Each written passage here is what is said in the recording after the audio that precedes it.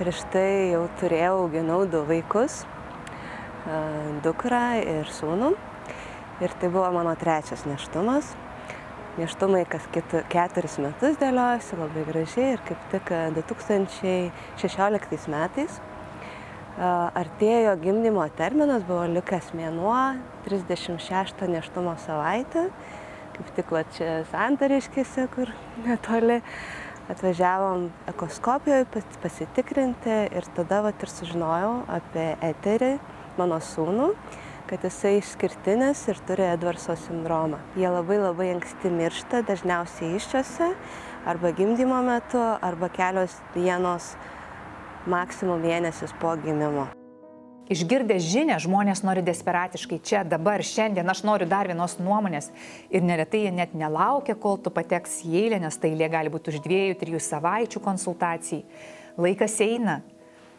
Jeigu, tarkim, mes turim kokį 20 savaičių, tu pamatai kažkokią raidos ydą, kuri galbūt yra nesuderinama su gyvybe arba galbūt nulems labai stiprų sergamumą vaikelio, tu žinai, kad pagal tam tikras medicinės indikacijas dar galima nutraukti tą nėštumą iki 22 savaičių, tai tu taip pat stengiasi skambini kiek tik įmanoma visais pažįstamais telefonais, kad galbūt greičiau priimtų, nes jį turi tik 2 savaitės apsisprendimui, jeigu pasitvirtintų ta tavo įtariama diagnozė.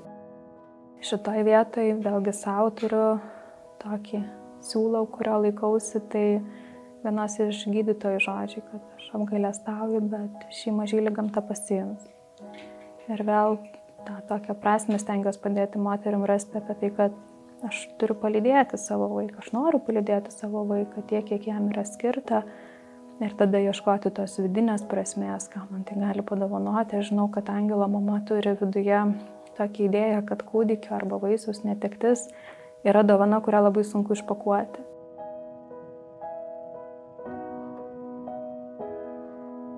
Nėštumo nutraukimo sprendimas turėtų būti tik šeimos apsisprendimas. Kas mes esam, kad mes turim pasakyti verdiktą, šitas turim nutraukti, o šitas lai gyvena. Esu mačius ir tokių situacijų, kai, tarkim, moteris šeima laukiasi dvynukų, vieną matom, kad yra stiprus apsigimimai, kitas yra sveikas.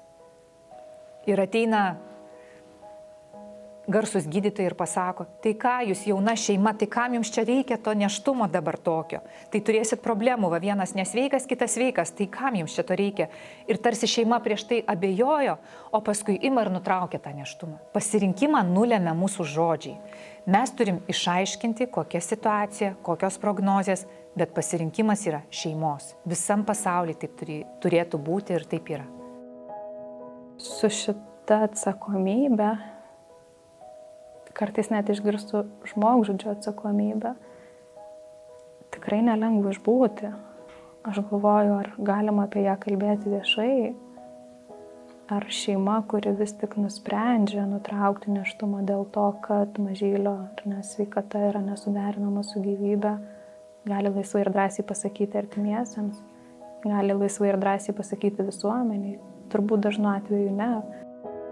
Lietuvoje galiu pasakyti, tarkim, dėl 21 chromosomos trisomijos, tai yra mūsų žinomo Dauno sindromo, labai reta šeima, kuri nenutraukia nėštumo. Kita kategorija yra vaikučių, kurių diagnozės yra nustatomos vėliau, po 22 savaitės ir medicina nebegali pasiūlyti nėštumo nutraukimo ir tokį mažylį reikia išnešioti, nežinant, kada yra jo mirties diena. Ir tokias moteris lydėti nėštume, kai kūnas keičiasi, pilvelis auga, mes diena iš dienos jaučiam vaisiaus judesius ir vis tik tai esame viduje sužinojimu, kad šitas mažylis neišgyvens arba gyvens kelias dienas po gimimo. Čia ir vėl naujos prasmės reikia ieškoti. Kartais net nežino tėvai, kad yra kažkokia liga. Ir tik gimus vaikui yra pastebimi tam tikri kažkokie ar apsigimimai, ar dar kažkas. Tai kartais būna tokiu atveju, kad tėvai antiek išsigąsta, kad net bijo ateiti aplankyti tą vaiką. Net neateina, tai mūsų pareiga yra pasikviesti tėvus ir, taip sakant, atkurtą ryšį su vaiku, galima taip pasakyti, padėti tą vaiką priimti. nereikia ten visko iš karto. Taigi jūs, mama, jūs pagimdėt, jūs čia ateikit, taigi jau čia tą, ten kažką, čia jūsų vaikas. Ne, po truputį. Iš pradžių pabūt trumpiau, paskui padėti mamai parodyti, kaip jį paliesti. Šiek tiek kažkokių procedūrų slaugos šalia kartu, kad jinai pamatytų. Gal kažką leisti jai padaryti. Na ir taip po truputį pratinti su tą mintim.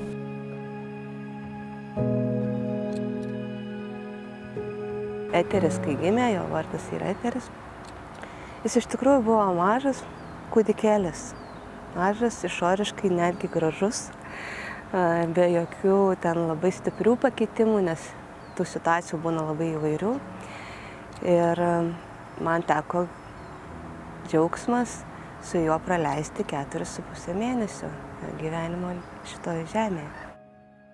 Neilgas gyvenimas nulėmė žmogaus egzistencijos prasmę.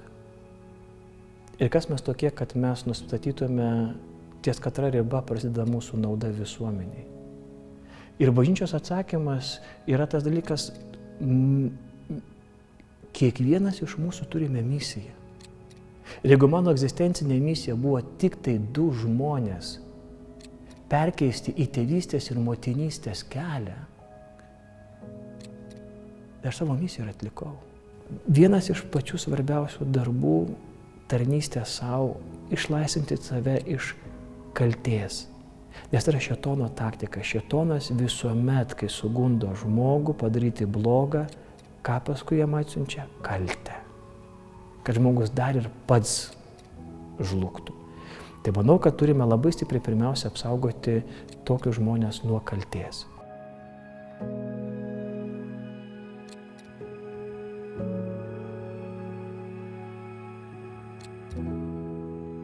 Jeigu medikai diagnozuoja vaisiaus ligą, tai vis tik tai turbūt svarbiausia tai padaryti atjaučiančiai, atvirai, išreikšti apgailestavimą, skirti truputėlį laiko tai pirminiai reakcijai, kol šokas praeis, kol jausmai ar net dažniausiai juk pirmosios ašaros, kol praeis. Ir tada pabandyti galbūt tiek, kiek įmanoma suteikti struktūros. Tai yra paaiškinti apie pačią ligą, kuri yra diagnozuojama, paaiškinti apie ateities perspektyvas ir kažkaip labai svarbu turbūt nepateikti moteriai vieno ar ne sprendimo būdo, apkalbėti visus galimus sprendimo būdus, apkalbėti visas galimas pasiekmes ir palikti laiko moteriai pasirinkti. Jeigu yra galimybė būtinai tai pranešti kartu su vyru, kad moteris nebūtų viena, nes mes turim suvokti, jog tokioj kritiniai situacijai žmogaus smegenys tiesiog užsiblokuoja. Mes galim girdėti tik tai apie 10% informacijos tokioj situacijai. Ką atsimenu, tai vienas ir būdavo iš pasakytų sakinių neprisirišk. Pavyzdžiui, prie vaiko savo, prie savo vaiko neprisirišk. Ir toksai, kaip man buvo nesuvokta prasme, taigi tai yra mano dalis, tai aš turiu ryšį betarpišką, nes neprisiriš man asmeniškai, ne, tai reiškia, aš turiu tada nejausti, aš tada turiu tapti tik protiškai, suvokianti viską, bei jausmė užsidarius. Arba kai Eteris gimė, jis iš tikrųjų gimė nekvėpuodamas, be gyvybės ženklų. Ir čia šitoje vietoje tai viskas yra normalu, nes medikai pagal programą jie turi paklausti ir jie klausia, ar gaivint. Man tai buvo irgi šitoje vietoje vėl. Kaip, ta prasme, tai taip, tai čia gyvybė, gaivinkit. Tai pirmas dalykas va tokie. Paskui po kiek laiko, kai atgaivino, man davė pabūti su vaiku. Ir aš tiesiog buvau ir jaučiau, kad mes tiesiog esam susijungėm ir jam viskas gerai, dabar jam viskas yra gerai. Ir po poros valandų ar po kažkiek laiko, aš jau ten nežinau, to laiko ateina ir tada sako, o, gyvas. Ir taip irgi tokia, visiškai ne vietoj, sakyčiau, pasakyti žodžiai, nes mama tą akimirką, jinai itin jautri. Nesu turėjusi moterį, kuriai buvo diagnozuota vaisiaus liga čia Lietuvoje ir jai to neužteko, net kelių gydytojų Lietuvoje nuomonės neišskrido į užsienį, kur gavo tą patį patvirtinimą.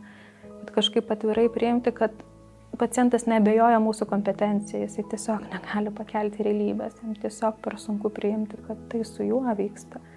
Tai kažkaip tokios kantrybės, atjautos ir svarbiausia gydytojai siūlau tiek, kiek įmanoma nepriimti asmeniškai, kad tos reakcijos nėra man skirtos, jos tiesiog nukreiptos į mane, nes aš esu tas žmogus, kuris konstatuoja realybę. Labiausiai, kas padėjo mano pačios atvirumas. Aš jaučiau, kad nes tą momentą, kai sužinojau, kad kitaip bus, kad aš turėsiu netekti, palaidoti savo vaiką. Tai tą momentą suvokiau, kad aš turiu pasirinkimą arba užsidaryti, užsisklęsti, susipakuoti, nes tikrai labai norėjosi tą padaryti, susirinkti ir tarsi su visais jausmais, visais visom emocijom, tarsi dingti, nuo visų užsidaryti, užsiblokuoti ir kuo mažiau kontakto, kuo mažiau bendravimo, kuo mažiau jautimo. Tai buvo toks momentas ir tą momentą aš supratau, kad man tai nepadės, kad tai labai pakenks ir mano fiziniai sveikatai ir visiems aplinkui. Ir aš pasirinkau kitą kelią, kuris mane gąsdino - atsiverti.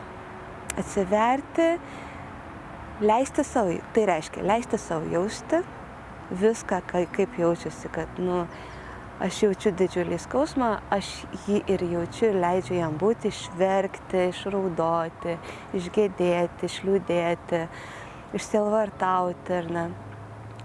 Tada leisti savo kalbėti, pasakoti, atvirai dalintis emocijom, jausmais, patyrimais, pamatymais, nes dalintis tuo su kitais, bent jau su ta aplinka, su kuria aš galėjau dalintis tą akimirką.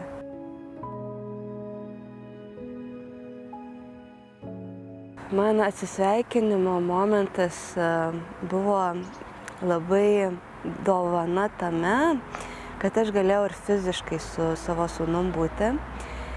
Visų pirma, jisai iškeliavo man ant rankų.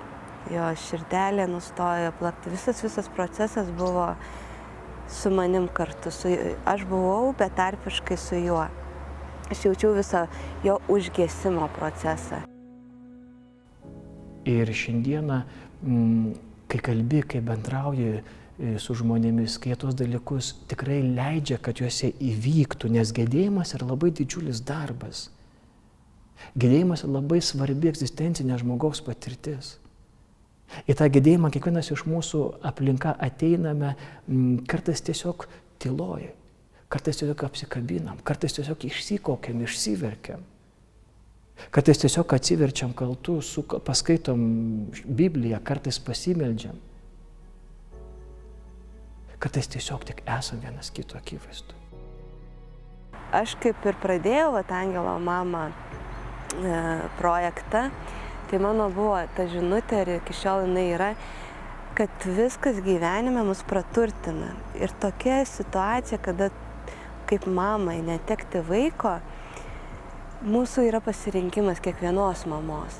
Ar ta situacija mane sužlugdys ir aš būsiu ta mama, kuri netekau, ar ta situacija mane praturtins ir aš būsiu ta mama, kurią užaugino, išplėtė, apdovanojo tą situaciją ir aš iš jos kažką dar naujo supratau, patyriau, užaugau, prasiplėčiau, nes aš galiu mylėti per atstumą, aš galiu mylėti labai plačiai, nes lygiai taip pat mano ir tie vaikai, kurie yra gyvi, jie dabar čia nėra šalia, bet aš širdimi juos jaučiu. Tai kodėl aš negaliu mylėti to vaiko, kuris iškeliavo į kitą pasaulį, ar ten, tiesiog jo fiziškai nėra, kodėl aš negaliu jo mylėti? Galiu. Tai tiesiog atverti savo širdį ir jausti vaikus viduje.